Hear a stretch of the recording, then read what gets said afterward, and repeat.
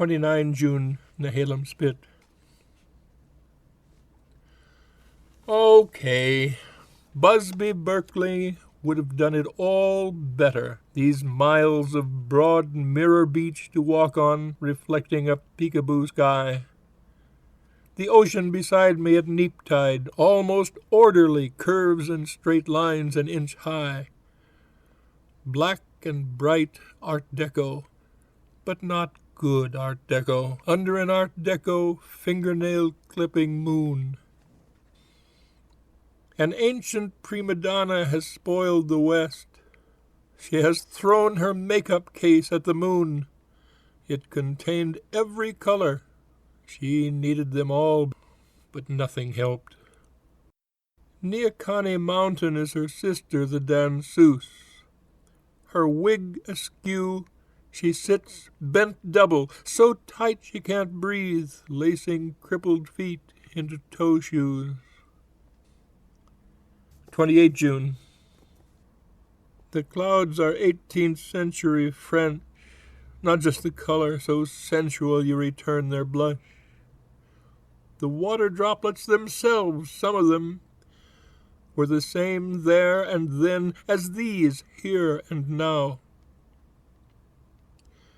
Wind-checked gulls pose with only little jumps of their wings low over the dunes, enjoying the long-armed applause of the sand-catching dune grass. The cormorants, flying to their island roost, can make headway against the wind, but they are tired and try to glide. It doesn't work. I came here hoping to repeat an accidental meeting, to fill in some of the spaces between the words we made then, strangers talking through sunset, moonset, and the turning of the Milky Way. But he did not make the same twilight decision I made. I am left with the wind and the sand, these several beauties, and the darker beauties of the walk back.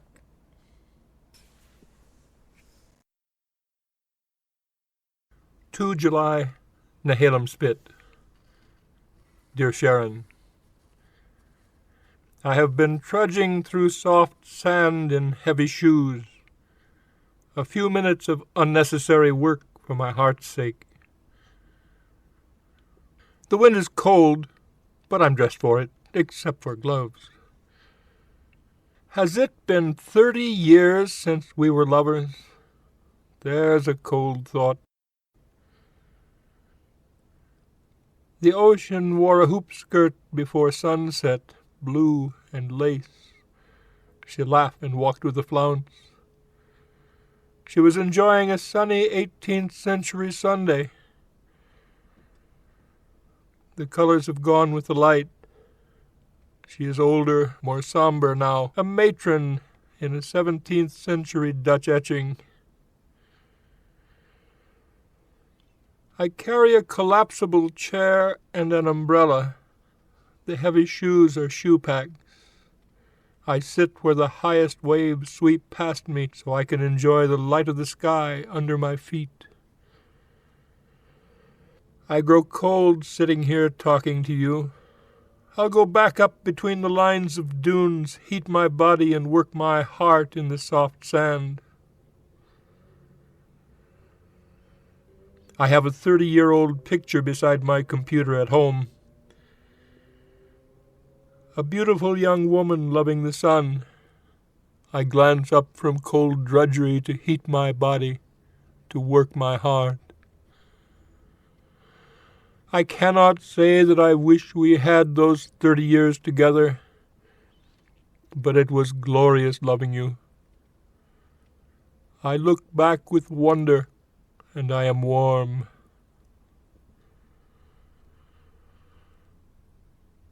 Can it be 30 years? It can't be 30 years. Where have 30 years gone? You were the sun. You were the rain. You were darkness and dawn.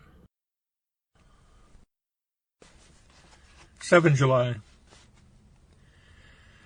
If I take the wind for my lover, she wins every disputed point, and any apparent victory of mine is so expensive it is defeat. But you know that when you enter the relationship. The moon rises later and later each night, and rises quite late on full moon nights. It is yellow when it is low. 9 July, moonrise. A full moon pollutes the night. No clouds protect me. The moonlight is a heavier burden than one should endure alone. The jaundiced moon is a thief of purity. This night should be scoured by stars. It is a night for a velvet sky laden with rhinestones and sequins. A sky crowded with so many worlds that I would know somewhere there is a world that feels like home. 13 July. Place and time are constantly chatting. Humanity occasionally overhears.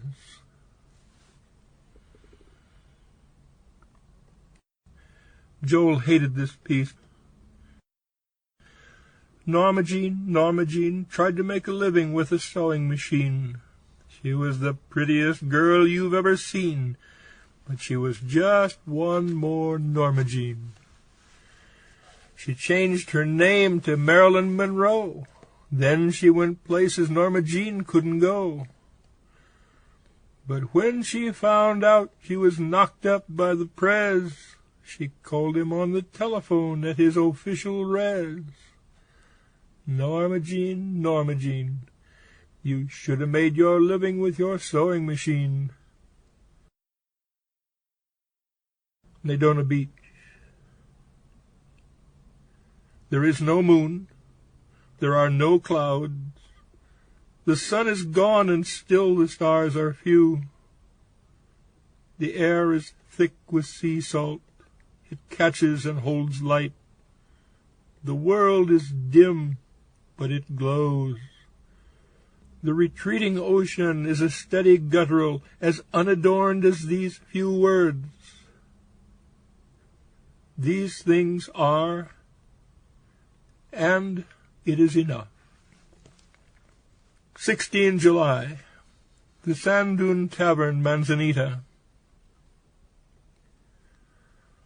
Calling it classical beauty works for me, though if I were to reproduce the image and point out the enormous eyes enhanced with kohl, the long sharp nose, the massive hair both piled and trailing, some fool would surely insist, Minoan, not classical.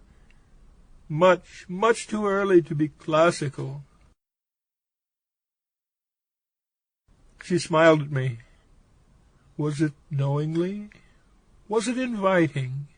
Perhaps she has but one smile, and this is it, this yellow gold rosebud opening. I tried not to let her catch me looking at her. She tried not to let her boyfriend see her looking at me. She is tall and thin. He is short and square.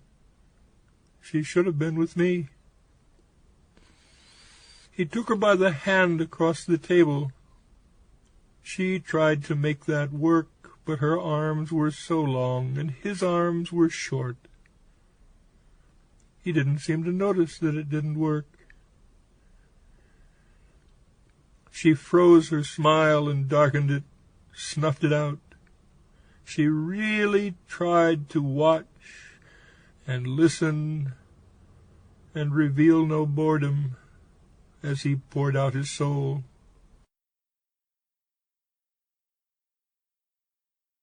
July, Tuesday. Goodbye. The old moon precedes the dawn a little. It lights the morning fog a while, and then is lost in light.